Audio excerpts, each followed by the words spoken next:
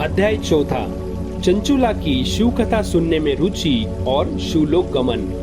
ब्राह्मण बोले, नारी तुम सौभाग्यशाली हो जो भगवान शंकर की कृपा से तुमने वैराग्यपूर्ण शिव पुराण की कथा सुनकर समय से अपनी गलती का एहसास कर लिया है।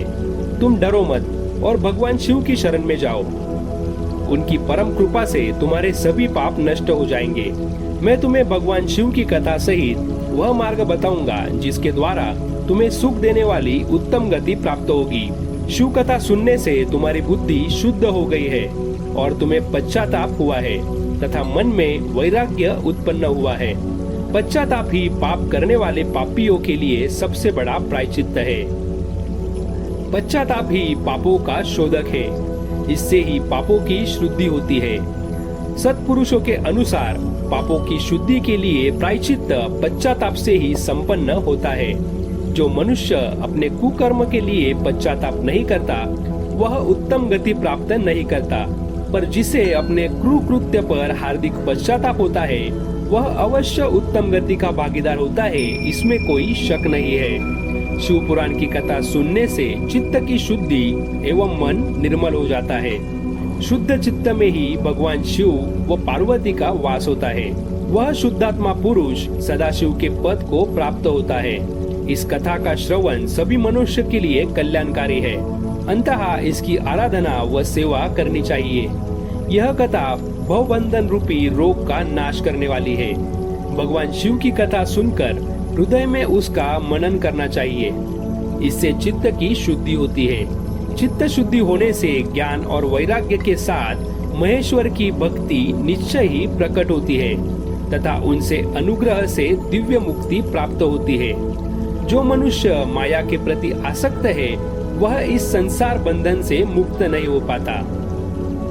हे ब्राह्मण पत्नी, तुम अन्य विषयों से अपने मन को हटाकर भगवान शंकर की इस परम पावन कथा को सुनो। इससे तुम्हारे चित्त की शुद्धि होगी और तुम्हें मोक्ष की प्राप्ति होगी। जो मनुष्य निर्मल हृदय से भगवान शिव के चरणों का चिंतन करता है उसकी एक ही जन्म में मुक्ति हो जाती है। सूत जी कहते हैं, शौनक, यह कहकर वे ब्राह्मण चुप हो गए। उनका हृदय करुणा से भर गया। वे ध्यान में मग्न हो गए। ब्राह्मण का उक्त उपदेश सुनकर चंचुला के नेत्रों में आनंद के आंसू झलक आए। वह हर्ष भरे हृदय से ब्राह्मण देवता के चरणों में गिर गई और हाथ जोड़कर बोली, मैं कृतार्थ हो गई। हे ब्राह्मण, शिव भक्तों में श्रेष्ठ स्वामिन आप धन्य है। आप परमार्थदर्शी है और सदा परोपकार में लगे रहते हैं। साधो, मैं नरक के समुद्र में गिर रही हूँ। कृपा कर मेरा उद्धार कीजिए। जिस पौराणिक व अमृत के समान सुंदर शिवपुराण कथा की बात आपने की है उसे सुनकर ही मेरे मन में वैराग्य उत्पन्न हुआ है। उस अमृतमयी शिव पुराण कथा को सुनने के लिए मेरे मन में बड़ी श्रद्धा हो रही है। कृपया आप मुझे उसे सुनाएं। सूत जी कहते हैं, शिव पुराण की कथा सुनने की इच्छा मन में लिए हुए चंचुला उन ब्राह्मण देवता की सेवा में वही रहने लगी। उस गोकर्ण नामक महाक्षेत्र में उन ब्राह्मण देवता के मुख से चंचुला शिव पुराण की भक्ति, ज्ञान और वैराग्य बढ़ाने वाली और मुक्ति देने वाली परम उत्तम कथा सुनकर कृतार्थ हुई। उसका चित्त शुद्ध हो गया। वह अपने हृदय में शिव के सगुण रूप का चिंतन करने लगी। वह सदैव शिव के सच्चिदानंदमय स्वरूप का स्मरण करती थी।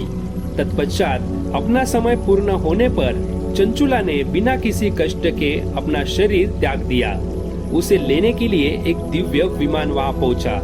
यह विमान शोभा साधनों से सजा था एवं शिवगणों से सुशोभित था। चंचुला विमान से शिवपुरी पहुंची। उसके सारे पाप धुल गए। वह दिव्यांगना हो गई। वह गौरांगी देवी मस्तक पर अर्धचंद्र का मुकुट व अन्य दिव्य आभूषण पहने शिवपुरी पहुंची। वहां उसने सनातन देवता त्रिनेत्रधारी महादेव शिव को देखा। सभी देवता उनकी सेवा में भक्ति भाव से उपस्थित थे। उनकी अंग कांति करोड़ों सूर्यों के समान प्रकाशित हो रही थी।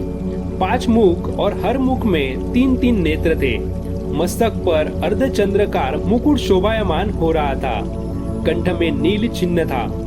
उनके साथ में देवी गौरी विराजमान थी, जो विद्युत पुंज के समान प्रकाशित हो रही थी। महादेव जी की कांति कपूर के समान गौर थी। उनके शरीर पर श्वेत वस्त्र थे तथा शरीर श्वेत भस्म से युक्त था। इस प्रकार भगवान शिव के परम उज्जवल रूप के दर्शन कर चंचुला बहुत प्रसन्न हुई। उसने भगवान को वारंवार प्रणाम किया और हाथ जोड़कर प्रेम, आनंद और संतोष से युक्त हो विनीत भाव से खड़ी हो गई। उसके नेत्रों में आनंद अश्रु की धारा बहने लगी। भगवान शंकर व भगवती गौरी उमा ने करुणा के साथ सौम्य दृष्टि से देखकर चंचुला को अपने पास बुलाया। गौरी उमा ने उसे प्रेम पूर्वक अपनी सखी बना लिया। चंचुला सुखपूर्वक भगवान शिव के धाम में उमा देवी की सखी के रूप में निवास करने लगी।